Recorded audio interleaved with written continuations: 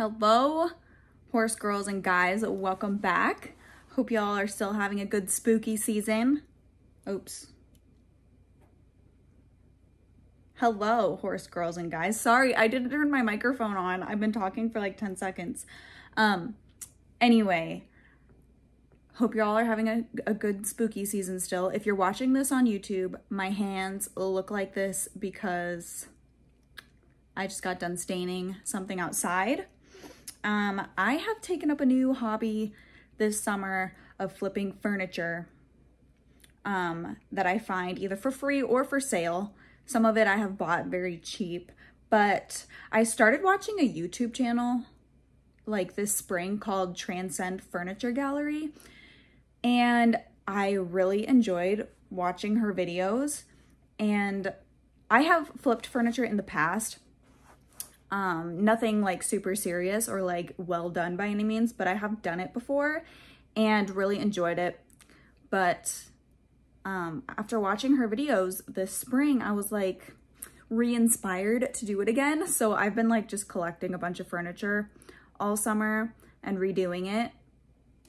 I've done a few dressers, I've done a desk, some like antique chairs that someone left on the curb. Yesterday, I did a whole dresser all in one day, so I was pretty happy with that, and it looks super cute. And today I'm working on like a kitchen microwave cart. So I just got done staining it outside, so my hands are all like brown and gross. But I'm getting to the podcast a little late today. It's almost 3 o'clock, and normally I do it in the morning, but I just like, I don't know, wasn't thinking about it this morning and got to doing other things. So doing it now. Last week, I don't know what happened. I actually got it up by Thursday and had it all uploaded. The thumbnail was done, everything was done, and I left it on private for 2 days and didn't realize it. I like went to go check on it on Saturday, like just to see if it was getting any views or anything. And it had 0. And I was like, what is going on? It was still on private. So I'm gonna give myself half a win for that one because it was up on time. It just wasn't public. So my bad. But yeah, I've just been working on that today. My furniture and stuff outside, kind of trying to get things like in order for the cold weather to, I guess the cold weather's already here, but like the winter, I guess, to come. Been like rearranging my trailers outside. I really need to get some hay. I'm very low on hay, so I'm hoping tomorrow I can get some round bales and deal with that. Today actually has been really nice. I think it's been in like the 70s today, but the last few days have been cold and so windy. And today we finally got a nice day that's not windy. And I've been really like looking forward to the days that it's not going to be windy because I really need to burn like some of my tree piles. So today I took a bag of garbage out, I burned it, literally just let the bag of trash burn, and then I put out the fire because I had too much anxiety because it has been so dry lately. Like I think it has rained maybe one time in the last like month and a half. It's just been so dry. And I used to be a firefighter, so like I've seen the brush fires and stuff, and I've just been too nervous. So I just let the bag of trash burn, and then I just put out the fire because I don't want to start a fire. And so yeah, usually burning things, I'm totally fine with burning things, doesn't bother me a bit. It's just been so dry lately. And this week we got a couple nights that were really cold, like 25 degrees, so like a solid freezing overnight. And literally, I think half the trees on my property just dropped their leaves overnight, literally overnight, because the next morning I came out and there's just leaves everywhere. And like, they're still green. Like they didn't even have time to change. I think the freezing just literally frostbit them and they just dropped. So everything is dry and dying and there's dead leaves all over the ground. And so yeah, it's been like Droughtville over here. But today is really nice and warm out and sunny. It's been a great day to be outside. I don't even need a sweatshirt. And so I think maybe after I'm done with this podcast, I'm going to go outside and work with Oakley. I have not done anything with her in a few weeks, probably more than that. Just because it's been so cold lately, and I was just kind of like, you know what, obviously I'm not gonna probably work with anybody throughout the winter, so I was just kind of letting it phase out. But being as it's so nice today, I'm like, maybe I should just get her out and work with her a little bit. The good thing about Oakley is that she always picks up right where we left off, so like I never really have any trouble getting her out and then like starting back over. She's really smart, and we usually just continue wherever we left off last. So God, there is a really loud bug in here. I was trying to figure out what that noise was. But yeah, the last time I worked with her, I did notice she has been getting a little bit demanding about her treat. So I've been using clicker training with her since I got her, if you guys don't know. I got her back in January, so coming up on a year of having her. And I've been using clicker training with her through all this time because she was basically feral.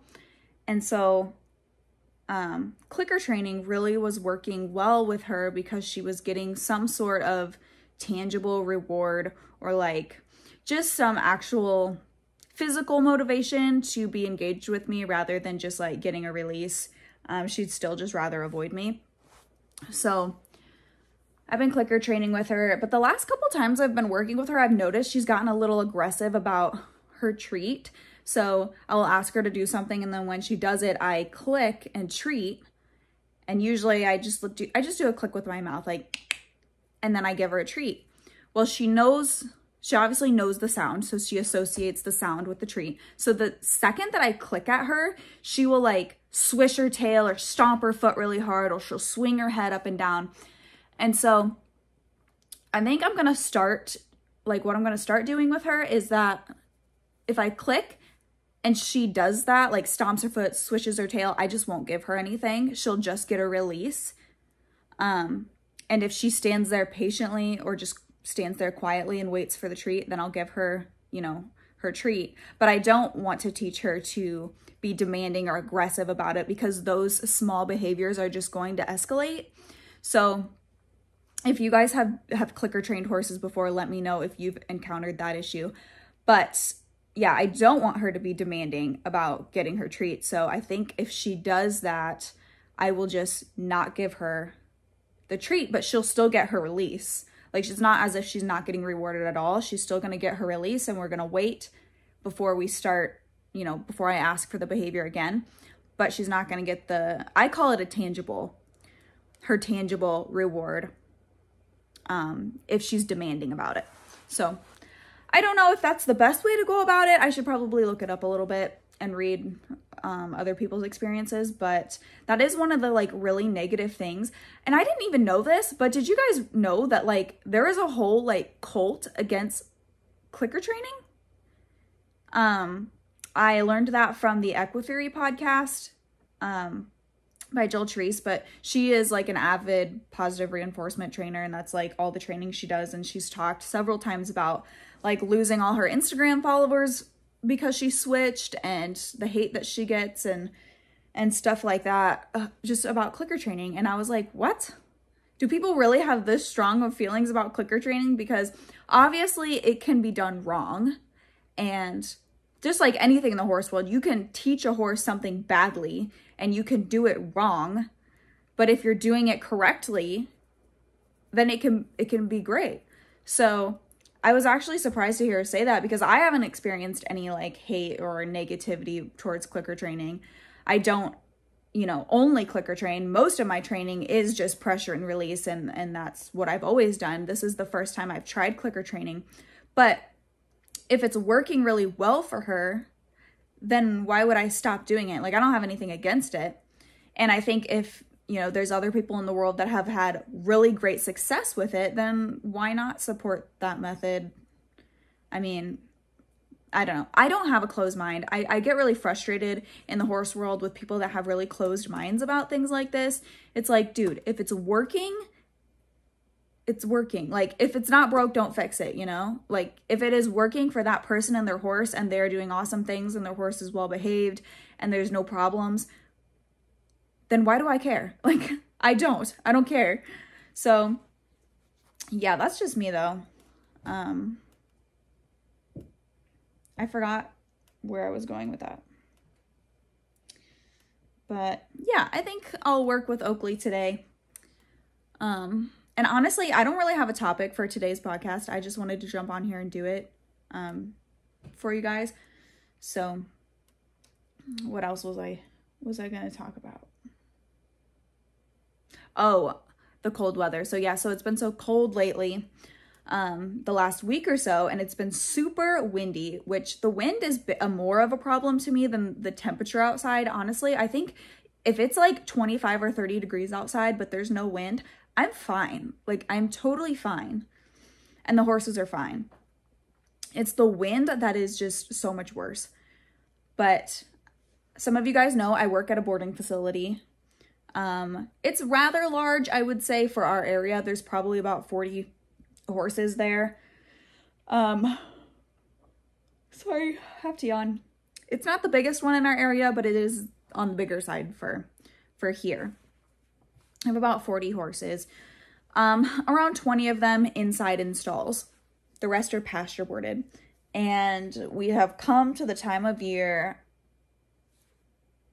where it's blanketing season.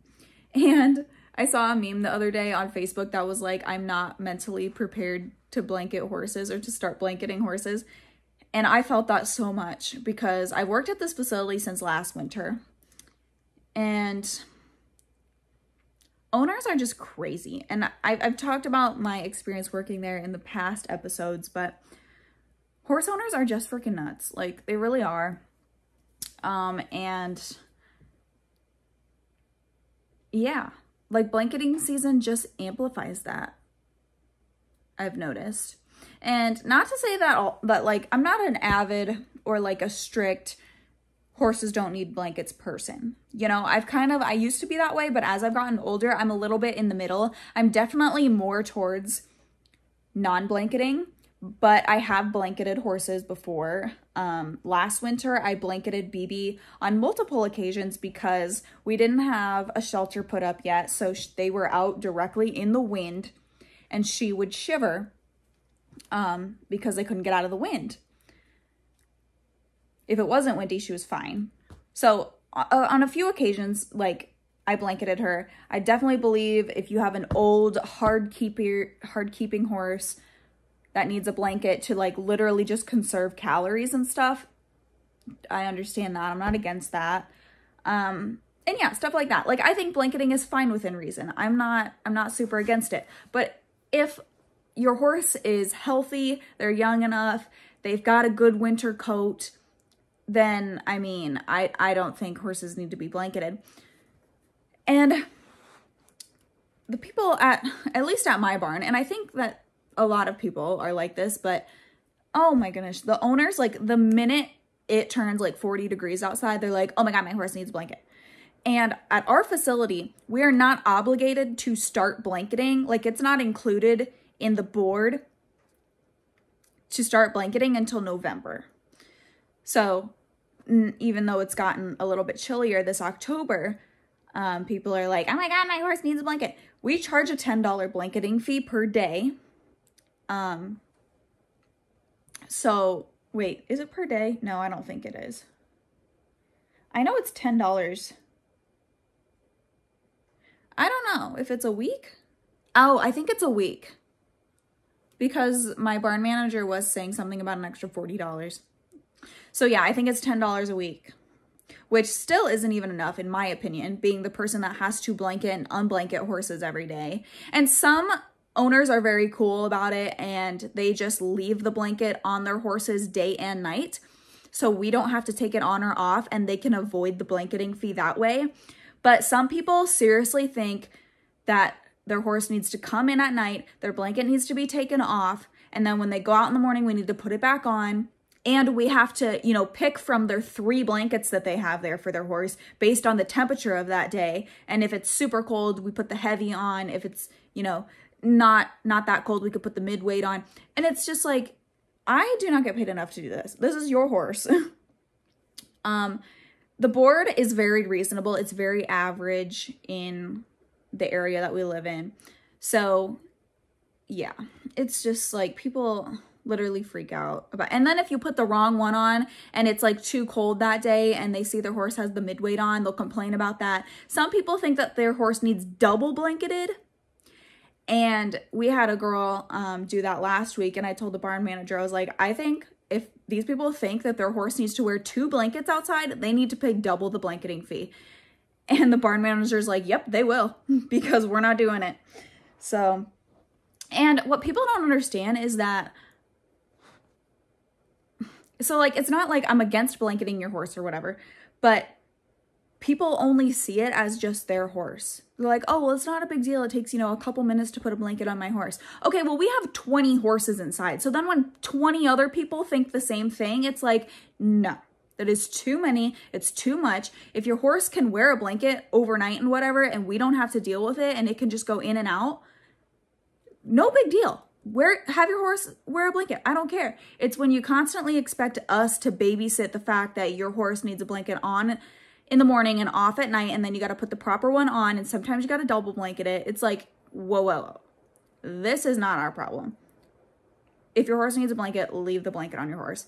And the barn is heated, but it doesn't stay super warm. So like there are some barns that are like 70 degrees. And so in that regard, I could see, yes, that would be way too hot to keep a heavyweight blanket on your horse overnight if they're in the barn. But I think they keep it at like 40 or 50 degrees at our barn. So it is not very hot in there at all. You still need a coat on in there during the winter. So it's heated, but not very much. So if it's 30 degrees outside and it's, you know, 40 inside the barn or 50 inside the barn, that's not that big of a difference. If your horse has a mid-weight blanket on, he will be fine.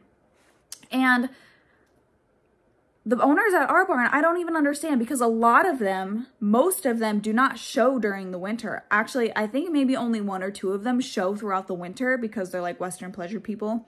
The rest of them don't, or a lot of them aren't even showers at all. Some of them are, but they just don't want their horses to get hairy. And I am so confused. I'm like, why are you spending this extra time, extra money on blankets and getting blankets fixed and buying new blankets just because you don't want your horse to get hairy? Like, that is completely natural, a normal body function for a horse to get their winter coat. And if you're not showing, then why does it matter if your horse is hairy or not? I mean, literally, why does it matter? So you don't want your horse to get hairy for no reason, basically. And yeah, I just don't get it. I don't get it. It's irritating, and I can tell that some of these people have never had horses at home because they have absolutely no idea the amount of work that it takes to take care of their horse every day. And we actually even started implementing a new rule this summer that everybody will have holidays off. All the barn help has holidays off. I think the barn manager will come down to feed and turn out horses, but we aren't cleaning stalls. We're not cleaning buckets. We're not sweeping. We're doing nothing in the barn. Your horses will be fed and put out, and that's it. So if people want their stalls cleaned, they want their buckets cleaned, whatever, they have to come do it themselves on the holidays. And some people were like, you know, oh, we pay so much. Yeah, but like us barn help, we don't get paid extra to work on the holidays. We don't get paid extra to hold your horse for the farrier or to blanket them and to babysit their blankets and double blanket them and whatever. So we can have the holidays off. It's like, is there even one holiday a month? So yeah, one holiday a month, you can come out and clean your own horse's stall. So, because half the time they complain about how we clean the stalls anyway. So it's just like, you know what? Over it. But I think it's good for people because they seriously don't understand. And then they'll complain about the hay. They'll pull one foxtail out of a bale of hay and they'll be like, oh my God, there's foxtail. And it's probably not even the kind that bothers horses. So yeah, they've obviously never had to buy their own hay. They've never had to spend money on shopping for hay. And buying it and getting it delivered and finding a place to put it, etc. Yeah, I just had to rant about horse owners this afternoon, but yeah, no, it was pretty, blanketing season is just not my favorite, and I'm not looking forward to it. Because it really does. It takes like an extra half an hour, 45 minutes in the morning to get all those horses blanketed. And it's just overrated, in my opinion. All right, so we are going to move to comment of the day from Heather Fox. Commented on the last video, my vlog, whatever came of BB's muscle biopsy. So I'm glad you asked this, because I just got the results a couple days ago. And I'll be honest, I did not expect them to take that long. I was wondering why they were taking so long, or if I was ever going to get results, because we got it done like mid-September. So definitely over a month ago. And after a couple weeks, I hadn't heard anything. So I figured I'd text my vet and check in. And he said one of them came back negative. So we got the 2 tests done. We got the genetic test and the immune-mediated test for the MYH1 disease. I think it's called like immune-mediated myopathy or something like that. He calls it myopathy. So I wanted to get both tests done because they're both relatively inexpensive. One of them was only like $60, I think. And the other one was like $100. So I was like, just do them both and we'll just get it done. So, and that way I didn't have to like come back in if we only did one and it was negative. So I think it was the genetic one came back negative. He texted me a couple days ago and said that the muscle biopsy, which they only sent to Iowa State, and I live in Iowa, if you guys didn't know, they only sent it to Iowa State, so it was in state, so I'm still not sure why it took so long. The genetic testing had to go all the way to California, so I can see why that would take a little bit longer, but he texted me a couple days ago and said that BB did test positive for the MYH1 gene post-infection or vaccination for strangles. So the immune-mediated myopathy disease that they thought she had comes from the strangles virus, and it can show up later in life or it can not show up at all. Something can just trigger it. So what he told me is horses can carry it. They can carry the gene, but it won't always be triggered. So the horse might just carry it their whole life and won't be bothered by it. But in some cases, it can be triggered by something, whether she was re-exposed or, I don't know, something can trigger it later in life and it will show up in forms like this. And I've talked about it before, but the biggest symptom is dramatic muscle atrophy, which is what I've been struggling with her with all summer, is all of her lost muscle mass, which I actually think she looks pretty good right now. And I've definitely put more muscle back on her. So I'm happy with how she looks now. She's still a little bit ribby. Her top line could be better, but she's not as bad as she was earlier this summer before I knew what to do. But she did test positive for it, which is unfortunate, but I'm glad we have an answer and I don't have to keep wondering and doing more tests as to what's wrong with her. So she will most likely always be a hard keeper and probably have to stay on a high protein, high fat diet for the rest of her life, which is okay. I don't even give her that much grain right now. I think if I upped her grain a little more, she would probably even muscle out more. She gets 1.5 scoops of Pro-Force fuel per day. So that's what, 4.5 pounds, probably something like that. And right now I'm just feeding grass hay because that's what I've got right now, but I've fed alfalfa all summer. So she actually looks pretty good right now. I think she looks healthy. She's not a fat pot sticker like she always has been, but she looks okay. I'm happy with how she looks. I'm not like detrimentally worried about her. So yeah, So that's what she's got.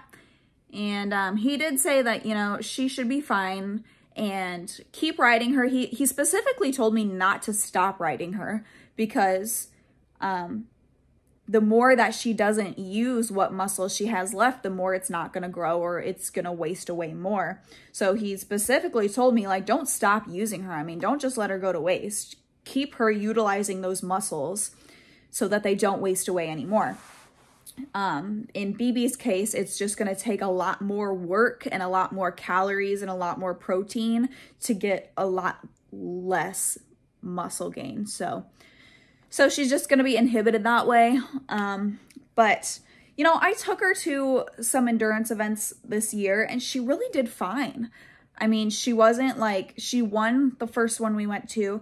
And the second one, we didn't place, but I didn't feel like she struggled at all. I mean, I don't think she has struggled at all this summer. So I'm glad that she is feeling good because that's the most important part, is that she's feeling able and she, you know, is not in any pain or discomfort or anything. And she doesn't act that way at all. So I'm not super worried. I just need to feed her more than I feed everyone else. But I feel like we all have horses like that, right? But yeah, so she is positive. I'm going to do more research on it. And, you know, if there is any way that I can help her, then I will. I know a couple articles I read, it said that horses have made recoveries from it. And so I talked to my vet about that. And he's like, yeah, I mean, if we catch it early enough, you know, horses have made recoveries, but I honestly wouldn't hold your hopes out for it. So as long as she's healthy and she's not in pain, like that's the biggest thing. So yeah, it's kind of unfortunate that, you know, she's got this it's an autoimmune disease, but yeah. So, I mean, that's the scary thing, like that this all like happened because of strangles. Like I have vaccinated for strangles, and before I owned BB, she had been at other barns and boarding facilities. So I have no idea if she ever had strangles, or if this like would have come from one of the vaccines. So that's just like something to keep in mind if you do vaccinate or have your horse, you know, at a barn that might get strangles. I was at the horse ranch that I volunteer at several years ago. They had a strangles outbreak and it was just ugh. And they own all of their horses. So it's not even like a boarding facility or anything. They own like 40 horses and they had strangles go around and it was awful. I mean, everybody was just like full of snot and had like these big pockets of pus under their chins that had to be cleaned out, and just we had to bleach everything like every day. And it eventually went away, but God, it was like, oh, so much work.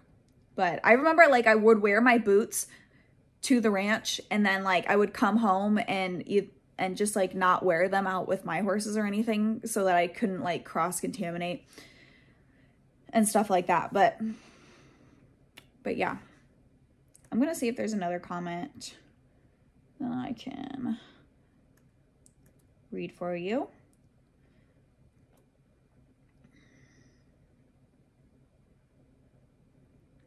Let's see.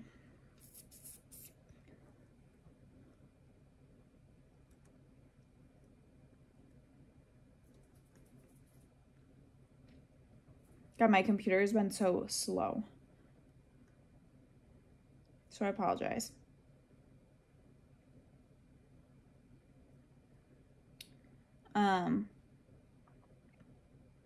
Let's see. Ooh, okay, so I don't think I saw this one. Okay, I'm gonna waste like 1 minute because I know this is gonna stop recording, and I know every time that I start going on a tangent, my anchor thing on my laptop stops recording, and then like the podcast listeners have missed 5 minutes of my tangent. So I'm just gonna stop it right here.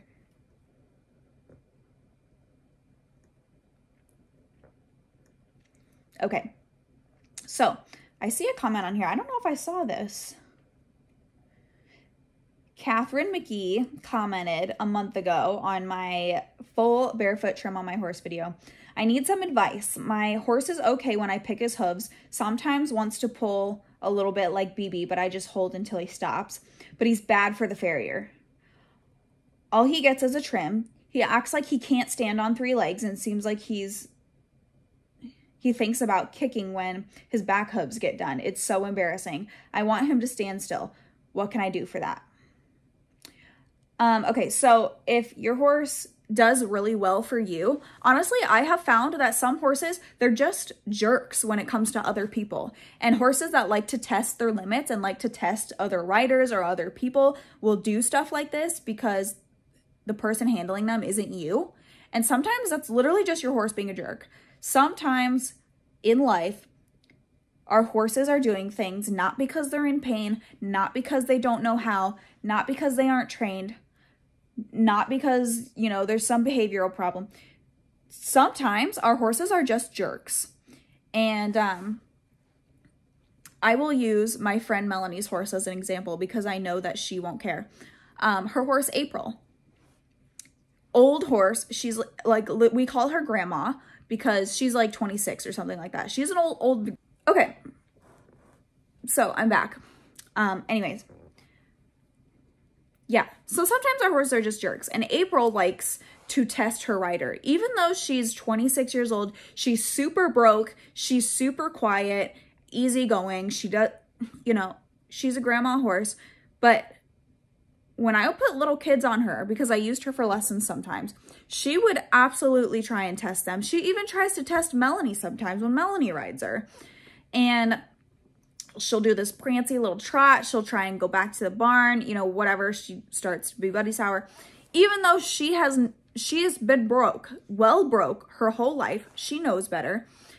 And sometimes she just tests the rider because she feels like it.